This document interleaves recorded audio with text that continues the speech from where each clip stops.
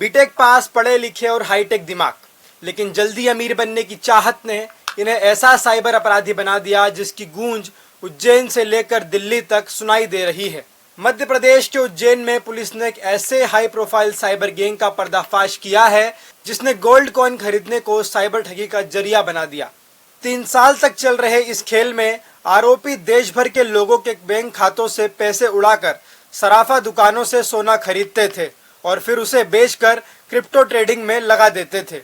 मामला इतना बड़ा है कि इसके तार दिल्ली के साइबर अपराधियों से जुड़ रहे हैं और जांच अब कई राज्यों तक पहुंच चुकी है। नमस्कार, मैं हूं अक्षत मिश्रा और आप देख रहे हैं समाचार लुकआउट। उज्जैन की माधव नगर थाना पुलिस ने होटल हीरा पैलेस से 3 आरोपियों को गिरफ्तार किया है। कशिश बाड़नी, राहुल उर्फ शानू, अनिमेश उर्फ अन्नी। तीनों नर्मदापुरम के रहने वाले हैं और बीटेक सहित उच्च शिक्षा प्राप्त कर चुके हैं। पुलिस के मुताबिक तीनों पिछले 3 साल से क्रिप्टो ट्रेडिंग कर रहे थे, लेकिन ज्यादा मुनाफे के लालच में ये दिल्ली की साइबर गैंग के संपर्क में आ गए और फिर शुरू हुआ गोल्ड फ्रॉड का खेल। माधवनगर पुलिस ने उज्जैन में एक बहुत ही अच्छा इन्वेस्टिगेशन करके एक मामला डिटेक्ट किया है, जिसके लिए मैं इनकी प्रशंसा भी करता हूं। इनको 10,000 रुपए इनाम दिया गया। 3 आरोपियों को इन्होंने गिरफ्तार किया है, कशिश बड़ानी, राहुल और अनिमेश। ये तीनों नई उम्र के लड़के हैं, अच्छा खासा पढ़े लिखे हैं, पिछले 3 साल से ट्रेडिंग में इन्वॉल्व हैं। इन्होंने ट्रेडिंग के लिए पैसा प्राप्त करने के लिए P2P कम्युनिकेशन के माध्यम से बाइनेंस पे दिल्ली के कुछ लोगों से संपर्क में आए। उसमें इन्होंने गोल्ड अलग अलग दुकानों से खरीदा और उसका जो पैसा है वो QR कोड के माध्यम से स्कैन करने का दुकानदार को बताया और वो QR में जो पैसा ट्रांसफर हुआ वो साइबर फ्रॉड का था। पुलिस जांच में सामने आया है कि आरोपी पहले किसी प्रतिष्ठित ज्वेलरी शोरूम में पहुंचते थे और गोल्ड कॉइन खरीदने का सौदा करते थे। इसके बाद शोरूम का QR कोड स्कैन कर उसकी जानकारी दिल्ली में बैठे साइबर अपराधियों को भेजी जाती थी।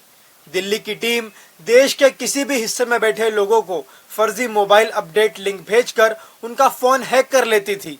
जैसे ही पीड़ित का फोन रिस्टार्ट होता, उसके खाते से पैसा सीधे ज्वेलरी के अकाउंट में ट्रांसफर कर दिया जाता था।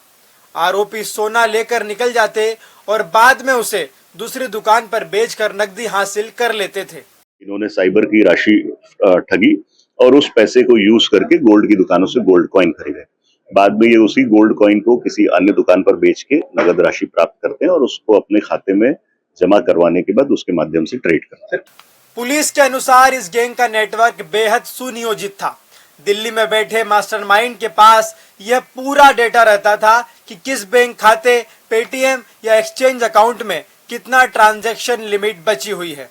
उसी लिमिट के हिसाब से उज्जैन में बैठे आरोपी गोल्ड खरीदते थे और फिर उतनी ही रकम साइबर ठगी के जरिए ट्रांसफर करवाई जाती थी। अब तक राजस्थान, पंजाब और उत्तर प्रदेश के कई पीड़ित सामने आ चुके हैं। राजस्थान के नागौर निवासी मोहम्मद नासिर से 2,88,630 रुपए, पंजाब के सुरिंदर सिंह से 95,000 रुपए और गाजियाबाद के मनोज कुमार से 99,000 रुपए की साइबर ठगी की पुष्टि हुई है। 4 मामले अभी तक हम डिटेक्ट कर चुके हैं, जिसमें एक जिला नागौर के मोहम्मद नासिर के साथ, सासनगर पंजाब के सुरिंदर सिंह के साथ और गाजियाबाद उत्तर प्रदेश के मनोज कुमार के साथ। 3 लोग इसमें अभी हम लोगों ने गिरफ्तार किए। तीनों नर्मदापुरम के रहने वाले हैं और इसमें काफी मात्रा में आरोपी बढ़ने की संभावनाएं हैं। इनके जो साथी हैं जो दिल्ली से साइबर ठगी करते हैं एक्चुअली, और यहाँ पर लोगों को जो दुकानदार है उनके QR कोड से स्कैन करके पैसा भिजवाते हैं, उन सभी को इसमें आरोपी बनाया जा रहा है और उन सभी को गिरफ्तार किया जाएगा। पुलिस का कहना है कि गिरफ्तार आरोपी पिछले 3 साल से इस नेटवर्क में सक्रिय थे। जांच एजेंसियों को आशंका है कि देश भर में इस तरह की कई और वारदातें इनके जरिए की गई हैं।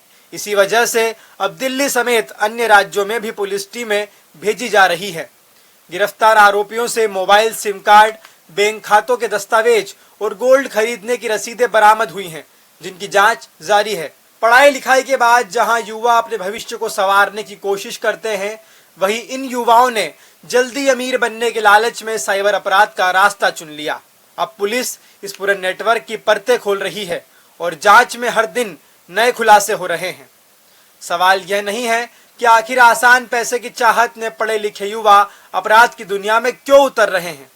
आप भी अपनी राय जरूर रखिए और लगातार जानकारी के लिए देखते रहे समाचार लुकआउट। इस समाचार के प्रायोजक हैं DHL इंफ्रा बुल, भरोसे का दूसरा नाम।